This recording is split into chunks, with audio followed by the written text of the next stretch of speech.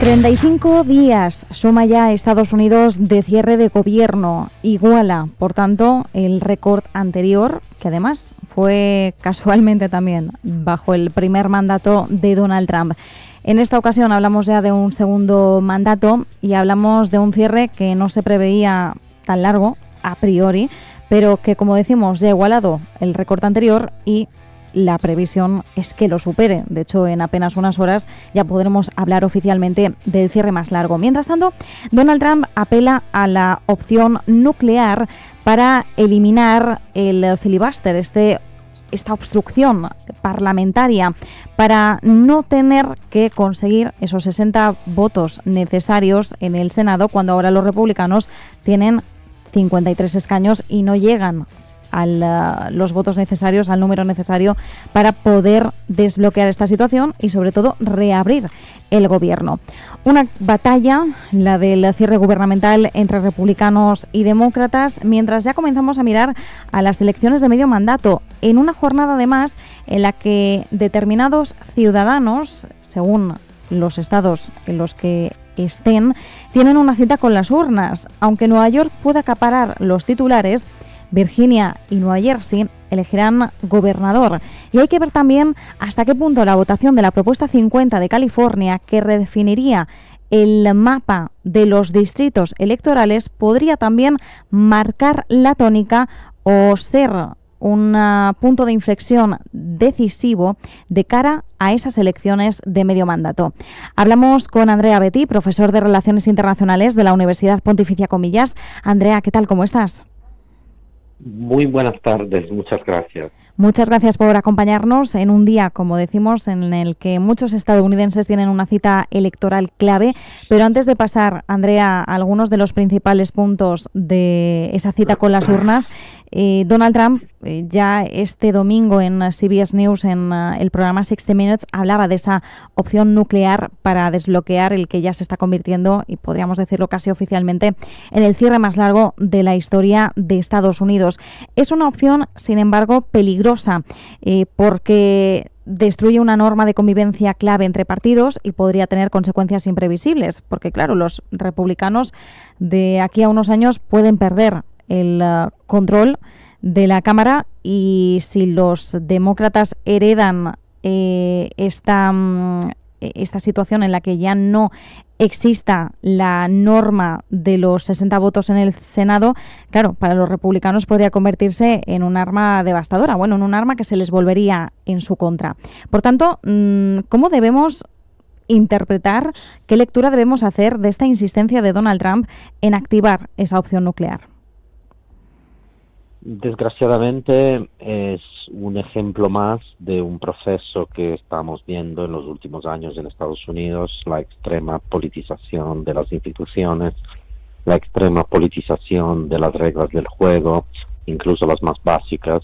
Como bien dices, esto no solo puede tener consecuencias nefastas para el futuro, en el sentido de que hoy las puede usar Trump y su mayoría, en el futuro podría ser otra mayoría con intenciones igualmente negativas. Entonces, no solo este es el problema es que poco a poco está retrocediendo la democracia en Estados Unidos. Esto no es, obviamente Estados Unidos no es el único país en el que esto está sucediendo, pero hay muchos ejemplos de cómo desde hace por lo menos una década en Estados Unidos lo que estamos viendo es un deterioro, una erosión de las normas comunes, de las normas de, podríamos decir, de galateo político, de respeto de las instituciones, más allá de las pertenencias políticas e ideológicas. Y esto es una muy mala noticia porque, como dijimos ya en semanas anteriores, la democracia vive en parte de polarización, porque hay que comparar diferentes programas y luego cada uno vota por el que prefiera. Sin embargo, la democracia solo funciona y se mantiene estable si hay también un cuerpo de normas y de instituciones que no están sujetas a la politización o están sujetas solo en parte, que hay que proteger por encima de los partidos políticos. Y esto no está sucediendo en Estados Unidos desde hace ya varios años. Andrea, claro, como bien decías, esto no solo tendría consecuencias nefastas en el presente, también a futuro. Y claro, algunas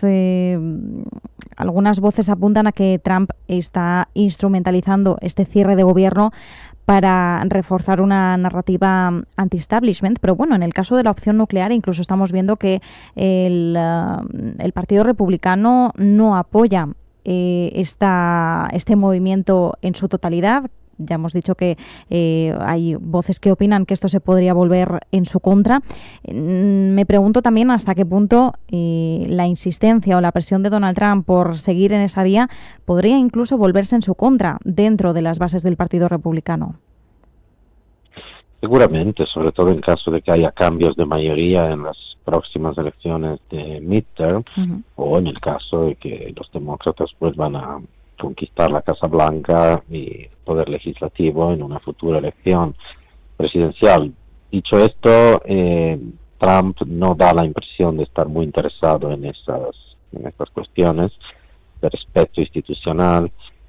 No parece pensar mucho en el largo plazo, parece pensar sobre todo en el corto plazo, en resolver problemas contingentes, obstáculos que se encuentren en su camino para conseguir, digamos, sus objetivos y para implementar su agenda. Que además es una agenda que muchas veces, como hemos dicho en las semanas anteriores, tiene mucho de improvisación, de cambios de humor. Entonces, desde ese punto de vista, aunque se pueda volver en su contra, esto no me produce la esperanza de que pueda de alguna manera parar este proceso de deterioro. Por cierto, hablando más detenidamente de las propias implicaciones del shutdown, de este cierre de gobierno, Andrea, en uno de los escenarios quizás más negativos se apunta a la posibilidad de que se extienda incluso hasta Acción de Gracias, que será en unas semanas, el 27 de noviembre, para ser más exactos. ¿Crees, no tenemos la bola de cristal, pero crees que realmente ese sería un escenario factible? En caso de ser así, ¿qué tipo de implicaciones, más allá de lo económico, qué tipo de implicaciones políticas podríamos esperar, sobre todo también por parte de la propia percepción de los ciudadanos? El problema es que todavía no sabemos, o por lo menos seguramente habrá sondeos, pero bastante iniciales todavía, quizás, no lo sé, no los he revisado, pero no se conoce claramente la opinión pública sobre este tema. Es decir, mientras que seguramente la gente conocerá los hechos, sobre todo los hechos que tienen que ver directamente con su vida, porque este cierre tiene consecuencias reales en la vida, en la economía de las personas, de las empresas. Más allá de esto, sería interesante saber a quién están dando la culpa, a quién están haciendo responsable de este bloqueo, porque Trump y sus seguidores también están utilizando todo esto para culpar a los demócratas, para presentarlos como un partido inútil, como un partido que no resuelve problemas, sino que crea problemas, como un partido aferrado al orden constituido, al establishment, y que impide, digamos, la reforma de Trump. Entonces, habría que ver qué narrativa al final va a ser hegemónica, y esto, más allá de los sondeos que pueda haber ahora o en las próximas semanas, lo entenderemos claramente solo con las elecciones de midterm, que, como sabemos, muchas veces son un termómetro también de cómo va la presidencia. Desde luego. ¿Qué tipo de termómetro nos podrían dar estas elecciones estatales en Nueva Jersey y Virginia? Se dice que podrían servir como ese termómetro, como un barómetro para calibrar también el rumbo de cara a las elecciones de medio mandato de 2026. Y luego, por otro lado, insistimos en ello, no hay que desviar la atención porque los titulares sabemos que se van a dirigir hacia Nueva York, hacia el favorito Mamdani. Todos dan por hecho ya que él saldrá elegido alcalde, y no ha pasado tampoco por alto ese enfrentamiento público entre él y el presidente Donald Trump. Trump en las últimas horas le ha llamado comunista, le ha llamado también antisemita. Mamdani ha acusado a Donald Trump de intimidar a los votantes para que no acudan a las urnas y de hecho le ha señalado directamente, ha señalado a la administración Trump como la responsable de las amenazas de bomba en determinados centros de votación. Sí, es muy típico de Estados Unidos, pero aún más de la última década de Estados Unidos, la polarización, sobre todo en los momentos de campaña electoral, son elecciones muy importantes, no tanto por el símbolo, digamos, que pueda representar el futuro alcalde de Nueva York. Nueva York es una ciudad tradicionalmente progresista, entonces no sería una gran novedad. Pero estas elecciones, digamos, a nivel de Estado, a nivel de grandes ciudades, son importantes porque pueden marcar el rumbo de la futura presidencia desde el punto de vista de su capacidad de llevar a cabo su agenda. En Estados Unidos, los poderes del Estado, los poderes de las ciudades, son importantes cuerpos intermedios que en determinadas ocasiones pueden ejercer un papel de frenar la acción del gobierno central, del gobierno federal y de la presidencia a través de recursos, por ejemplo, a través de cortes, a través de tribunales locales. Entonces, es importante el resultado de estas elecciones, no solo las legislativas que tendrán lugar con las elecciones de medio término, pero también las elecciones de nivel de Estado y de ciudad son muy importantes porque en este sentido pueden, por un lado, como tú decías, darnos el termómetro de la opinión pública y de alguna manera la acción de Trump está causando consecuencias y reacciones en la opinión pública. Y por el otro lado, la posibilidad de que los que se oponen a Trump puedan montar batallas legales, jurídicas y políticas desde lo local para torpedear su acción. Entonces, en este sentido son muy interesantes. Desde luego son muy interesantes y, estaremos pendientes evidentemente del resultado.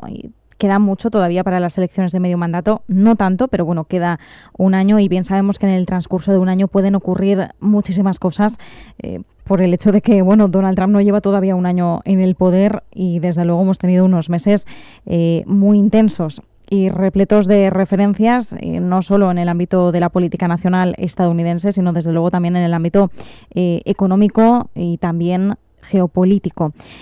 Respecto a ese cruce entre Trump y Mamdani, también deberíamos hablar quizás de una estrategia, la que suele utilizar verbalmente Donald Trump, de confrontación.